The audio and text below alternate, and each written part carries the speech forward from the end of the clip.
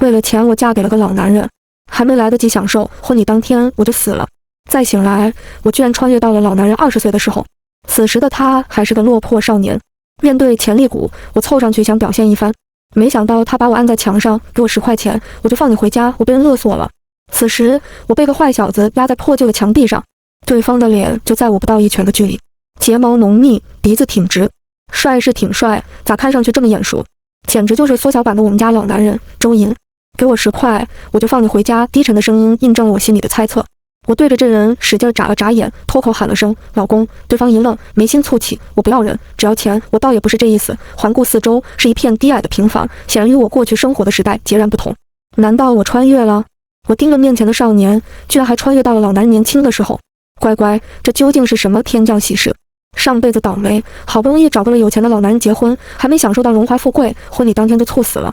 如今看来，老天待我不薄，不仅给了我重活一世的机会，还把这个高富帅潜力股再次送到了我面前。这么坚实的大腿，早抱早享福。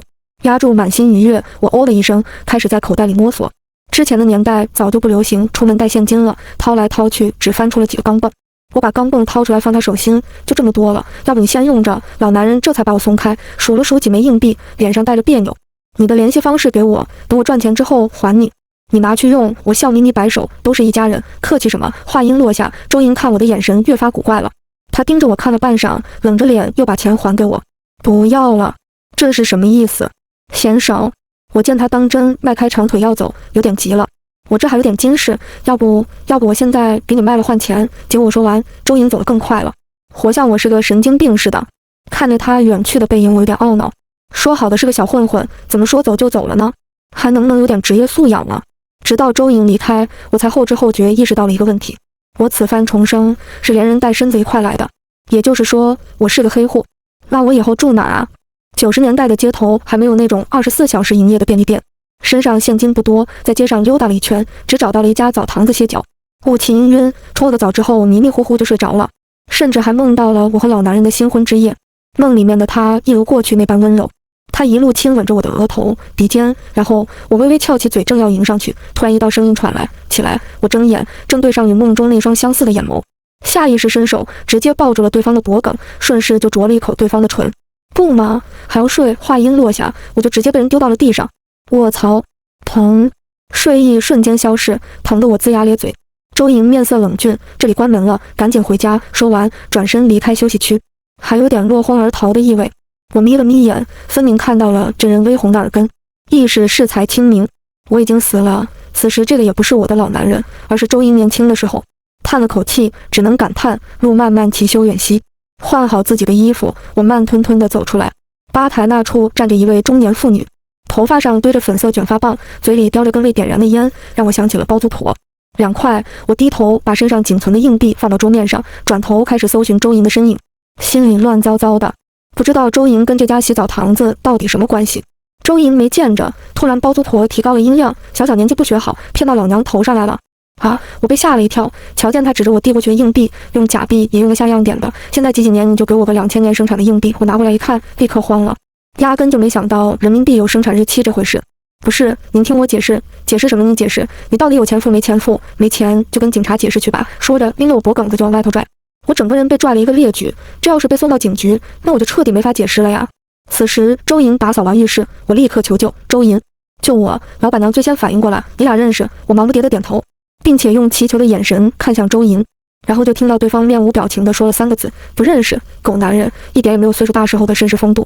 老板娘咒骂的声音越来越大，我扒着门框死活不肯出去。僵持之际，周莹从兜里掏出2块钱钢镚，钱我替她付了。听到这话，揪着我胳膊的手陡然脱力，我一时不察摔了个跟头。中年妇女就跟变脸似的，又恢复了笑脸。付了就好，你走吧。周莹闷头把包背上，也打算出门。那位包租婆在后头喊：先说好，你是替你妈过来打工的。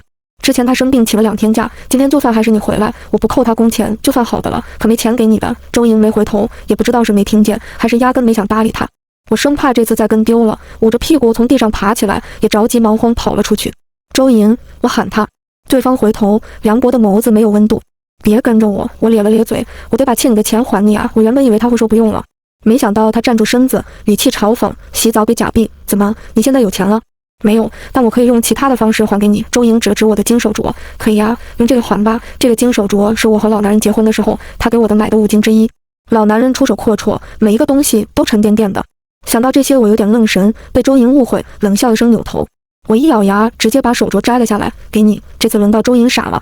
我眨眨眼，笑脸盈盈。今天你在澡堂子亲我了，得对我负责。这个镯子就算是我给你的嫁妆好不好？提到这事儿，周莹脸一凛，明明是你，是我先动的嘴，所以我对你负责。我想了想，那算我给你的彩礼，你带我回家吧。周莹，你走慢点，夜沉如水，狭窄的街道只有我们2个人的身影。周莹步子大，我一路小跑着才能跟上这人，跟不上就滚远点。我发现周莹年轻的时候火气是真大，以前我和老男人在一起，不要说凶我，连一句重话都没讲过。现在倒好，我咬牙冲着这人的背影挥了挥拳头。等他东山再起，不刷爆他的卡都不足以疏解我内心的愤懑。见我没声了，周莹才回头，月光将他的侧颜勾勒成了好看的剪影。我赶紧呲牙朝他咧嘴笑了笑，他抿了抿唇，扭头说了句小短腿。咋的，赶不走我就开始人身攻击了？虽然嘴上这么说，但我发现周莹还是放缓了脚步，又走了很远。就在我小腿肚子疼得打转的时候，周莹终于停下了。是个筒子楼，看着外观破成这样还没倒，可真算是科学奇迹。只能住一晚。周莹看向我，我不敢忤逆，赶紧点头。他拿出钥匙，压低声音：“你在门口等着，过一会儿我出来叫你。”这偷偷摸摸的劲儿，就跟我晚上点外卖怕被爸妈发现似的。今天怎么回来这么晚？听声音，我猜测说话的应该是我那位素未谋面的婆婆。据说婆婆在老男人20岁的时候就过世了，算了一下时间，应该就是这年。悄悄把大门推开一道缝，我朝里面望去，屋内是时下流行的工业风，原生态纯毛坯，房子很小，似乎只有一个隔间。勉强称之为客厅的地方搭了张行军床，是周莹睡觉的地方。婆婆面色惨白，身形非常消瘦。她咳了2声才说：“今天我把钱已经给房东了，你不用再为房租的事着急了。”周莹一愣：“你哪里来的钱？”说完好像记起什么，又道：“让你买的药呢？”你甭管那么多。周莹乐了：“钱是我给你的，你让我不管那么多。”婆婆抿了抿唇：“我自己的身体自己知道，这也没用，好不了的。妈不拖累你，早死早省心。”这话就像是触了周莹的逆鳞。你要真不想拖累我，当初就别把我生下来。现在又他妈的讲这种屁话，有能耐你就死外头别让我知道，一辈子别让我看见。气氛瞬间紧绷。我站在门口看热闹，没忍住突然打个嗝，是的。我赶紧捂住嘴，但是晚了。屋里的2人齐刷刷透过门缝看向我，特别是周莹，那眼神像要活剥了我似的。我也冤枉，从穿过来到现在已经12小时了，一口水都没喝，神仙也顶不住啊。于是我被迫现身了。我谎称自己是周莹的朋友，父母去世，从外地过来投奔亲戚的。这次回来才发现，原本的亲戚都搬走了，还好遇见周莹了。我可怜兮兮地看了眼周莹，她好心把我带回来借住几晚。阿姨您别介意啊。一听这话，婆婆脸上立刻露出心疼的表情。你放心住着，别嫌弃破就行，想住多久住多久。这一套操作让周莹没忍住看了我好几眼，用口型朝我说了3个字：小骗子。我这个小骗子可不仅获得了在这儿的居住权，还即将用老男人给我买的金首饰给他妈治病。我瞪了眼周莹，越发觉得自己这趟过来可真是花了血本。周莹家实在太过简陋，简陋到只有一张行军床。晚上你睡这儿，说着把床往我这边踹了踹。我四周看了一圈，那你睡哪儿？周莹在地上铺了几张报纸，用行动告诉了我答案。这怎么睡？见我满脸不认同，周莹挑眉：要不换换？我赶紧嬉皮笑脸：不了不了，你是男子汉，你可以的。天气太热，我躺在行军床上翻来覆去好一会儿才睡着，没多久又被蚊子叮醒。挠着脖子，我迷迷糊糊地睁眼，发现周莹盘腿坐在地上，身边放了一盏很小的台灯，正聚精会神地干着什么。还没睡，我坐起来，周莹侧身，我才发现地上摊放着几个 BP 机，还有10几个宠物小精灵。在这个年代，这些东西可是高级货，我小时候还玩过呢。你怎么有这个的？我来了兴致，正想伸手拿过来，就被周莹拍了下去。还没修好，别乱碰。你会修这个？我感觉神奇，一个家徒4壁压根就没用过这些东西的人，居然会修这玩意。转念又想到，周莹当年好像就是在电子产业赚到的第一桶金，所以说天分这玩意儿很玄乎，即使身处泥泞，也能让人发出闪亮的光。你帮人修这个赚多少钱？我听说深圳那边机会多，你咋不考虑去那边发展？他眼皮都没抬，不去。我还想劝2句，周莹直接伸手抵着我额头，把我重新按回到床上。话怎么这么多？快睡你的！我撅嘴，指着自己身上被蚊子叮的包，你看看，我快被蚊子吃了，根本睡不着。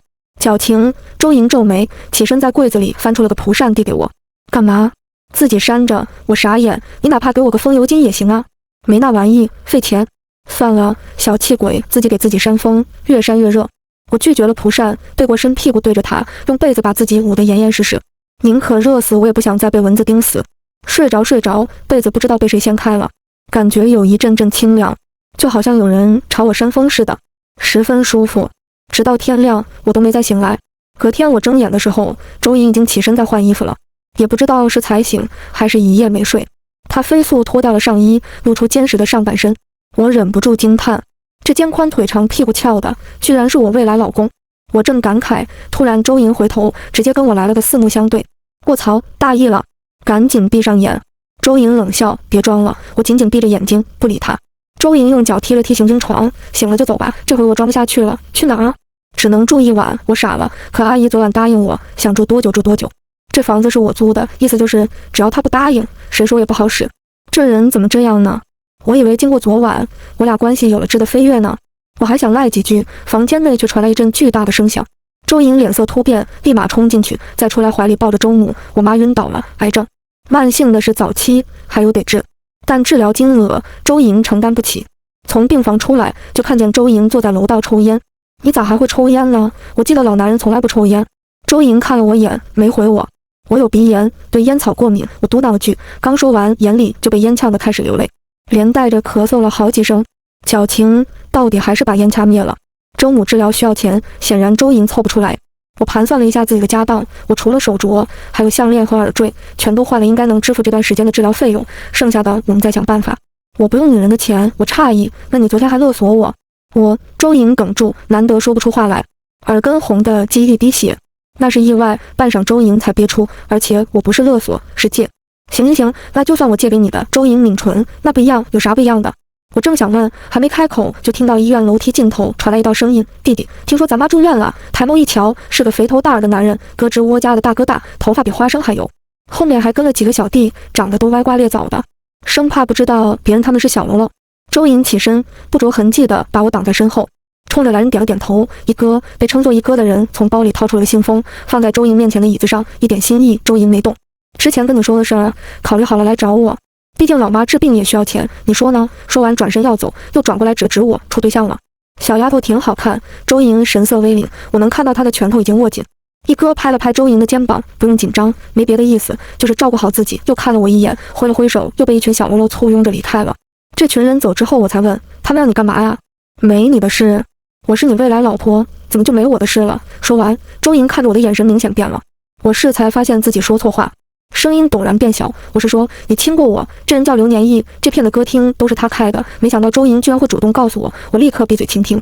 广东那边搞了一批游戏机、手机之类的电子产品，他们打算拿过来贴标销售，想让我跟着一起弄。电子产业这会儿刚在国内兴起，售卖价格非常昂贵，但这不是好事儿吗？周莹看向我，假货，犯法的买卖。我突然想到了以前的事儿，我认识老男人的时候，他已经在业内有了一席之地。对于过去那段经历，他所言甚少。我唯一知道的就是当初在杂志上看到的一些报道。老男人28岁创业，慢慢在广州站稳脚跟，后来闯出了一片天。而现在他才20岁，中间有长达8年的时间，正是国内电子产业发展的黄金期。他在干什么？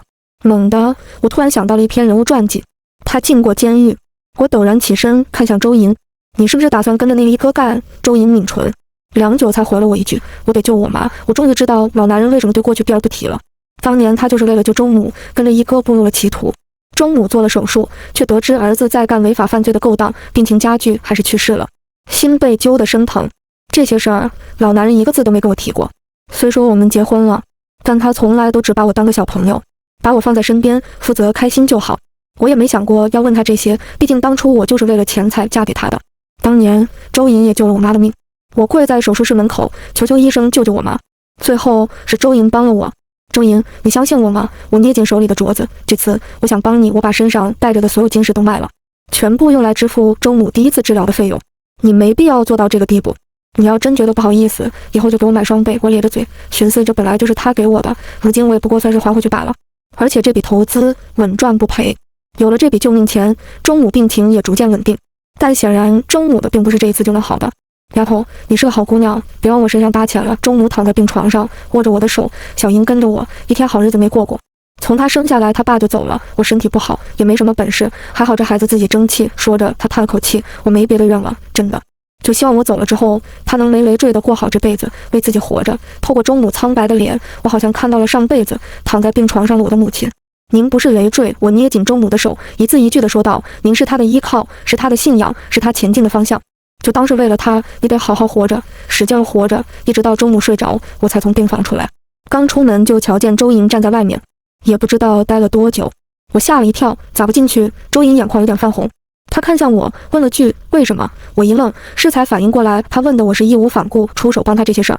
我喜欢你呗，怕你妈真没人救，你以后遇到个需要帮助的小丫头，就忍不住同情心泛滥，伸出援手，然后再把对方变成你媳妇。我瞪圆了眼睛，等你有钱了，变成老男人了，遇见我这么可爱的女孩子，可不准抛弃我这个糟糠妻，听到没有？我品味没那么差，我哼唧，这还差不多。愣了2秒，不对呀，你骂谁呢？周莹笑了，这还是我穿越以来头一遭看见周莹的笑容。她伸手护了护我的碎发，说了句知道了，周母住院了，晚上睡在家里的，就剩下了我跟周莹2个人。周莹让我去睡周母的小房间，我不肯，我自己一个人睡不着。是吗？周莹淡淡的瞥了我一眼，我看你在澡堂子不是睡得挺香，人都走了还叫不醒，忘了这码子事儿。干笑2声，真不愧是你，一个拥有计算机一样记忆力的可怕人类。最后我还是滚进了小房间，主要是不想再让周莹睡在地板上。进去我才发现，空气中弥漫着一股子风油精的味道，应该是某个人提早帮我喷了驱蚊。我整个人趴在被子上，捂住脸。这个老男人啊，周莹嘴上不说，但接了不少活，晚上还要去洗澡堂子帮忙打扫。我想到那天包租婆说的话，问了句：你现在在澡堂子打扫都是免费的吗？不是。周莹站在我旁边，我妈之前缺了几次工，上次是帮她补上，现在去就还是按照正常的工钱计算，钱又不多，为啥不辞掉？周莹看了我一眼，没回我。我立刻了然，现在周莹这种情况聊胜于无，但我始终觉得钱不是这么赚的。周莹的脑子一直在澡堂子打扫，简直就是暴殄天物。今天让我去吧。周莹看了我一眼，我拍了拍胸脯，本人打工小能手，我到的时候店里只有包租婆一个人。粉色卷发棒顶了满头，让我还有点好奇，对方摘了这玩意之后到底长啥样。这不是那天那个假逼丫头吗？来洗澡啊！我一进门，包租婆就朝着我咧嘴吆喝，热情的模样，简直跟那天揪着脖领子喊我出去判若两人。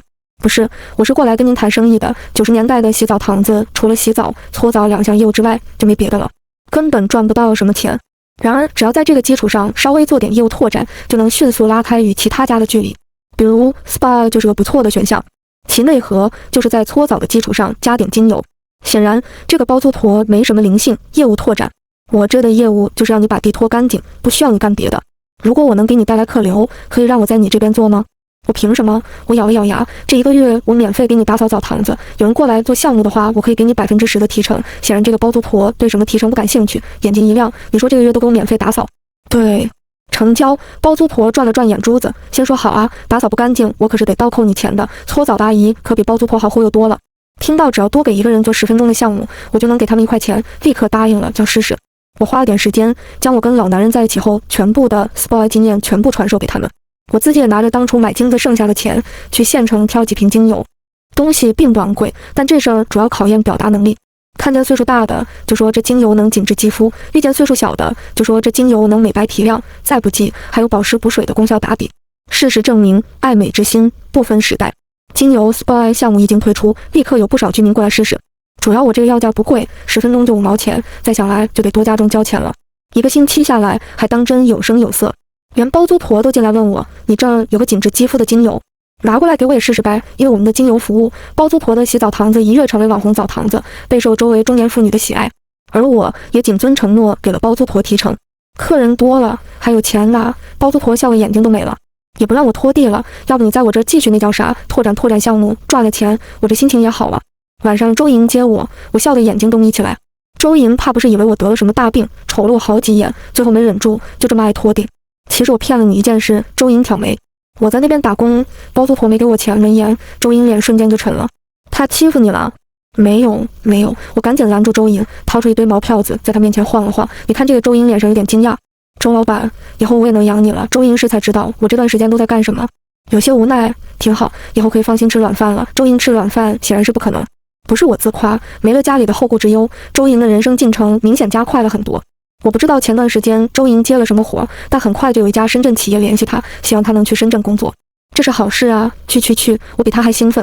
只要周莹这一去，我也就能跟着迅速走上人生巅峰。见我这模样，周莹脸沉了下来。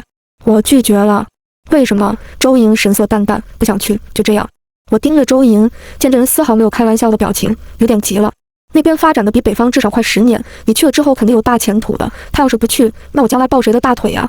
结果周莹压根没听进去，屁股一抬走人了。我是打算跟这人晓之以情，动之以理的再劝劝，没想到周莹反过来先跟我冷战了。事关我的未来，我也不想妥协。我俩就这么僵着，连钟母都看出了流窜在我俩中间的诡异氛围，偷摸问我最近怎么了。我没好气，当着周莹的面故意很大声地说道：没怎么，就是周莹大姨夫来了。结果周莹压根一点反应没有。晚上周莹送我去澡堂子上班，我还生气不想让她跟，故意走得飞快。快到的时候，周莹突然把我拽住：你就这么想让我走？声音沙哑，还带了点不易察觉的委屈。你知道深圳离这儿有多远吗？问话让我愣住了，我这才知道了周莹的顾虑。我喃，可现在交通那么方便。话没说完我就止住，不对，现在的交通一点也不方便。一趟绿皮车坐到深圳要2天2夜。以前的周莹父母双亡，无依无靠，一个背包便南下。而如今周母在，我也在。她犹豫了。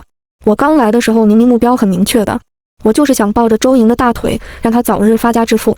可现在机会就在面前，距离成功就临门一脚的事儿。我发现我居然也临阵倒戈了。我好像有点舍不得周莹了。坐在洗澡堂子，我唉声叹气的，连包租婆都看不下去了。你这小丫头一点点年纪，老叹啥气呢？姐，我问你，钱和男人，你选哪个？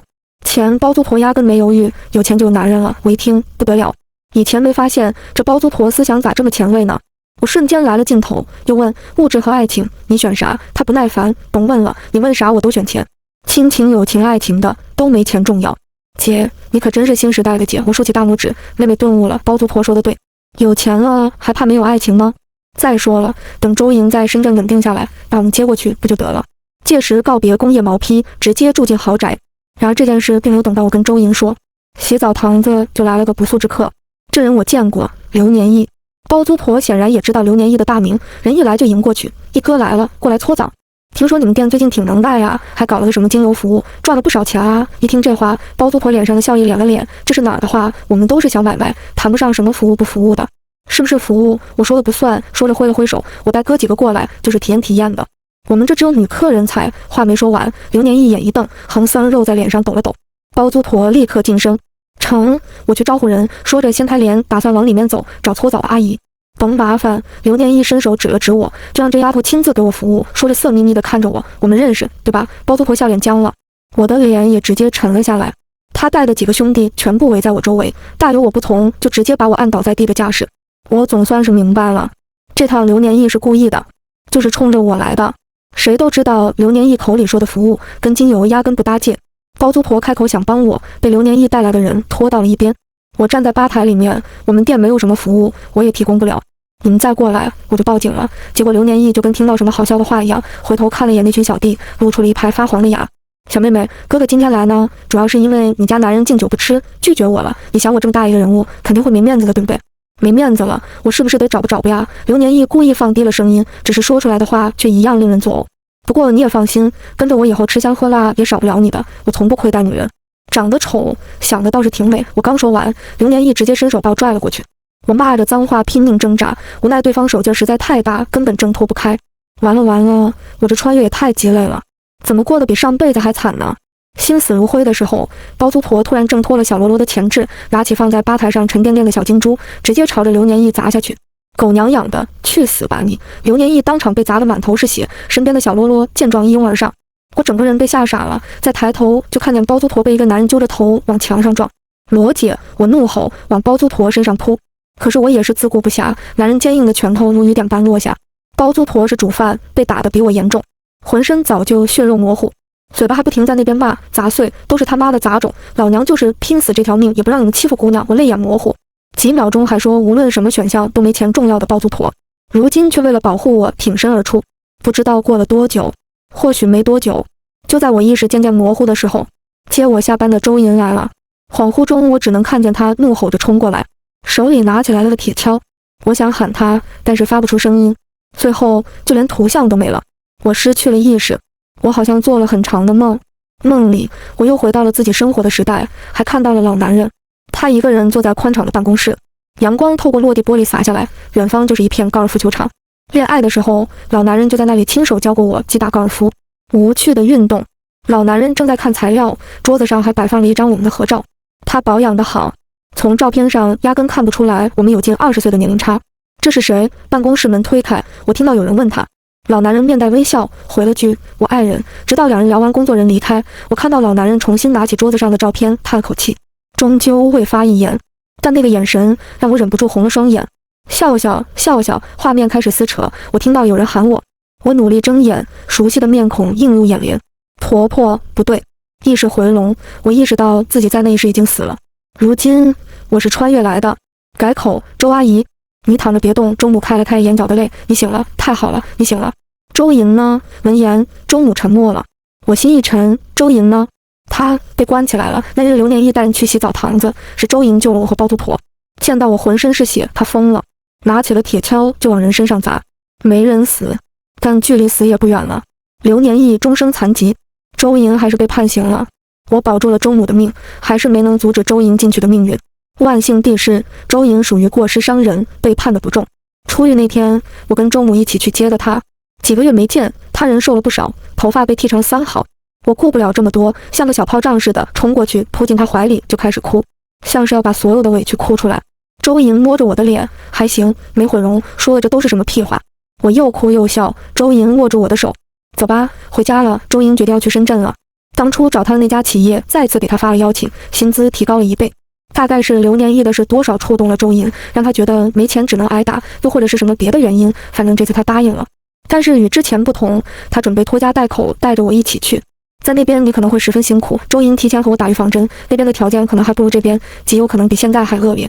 我知道，深圳我也没去过，万一你到时候有完没完了。我把行李往地上一扔，周莹，你是不是不想带我去？周莹软了下来，我是怕你受委屈。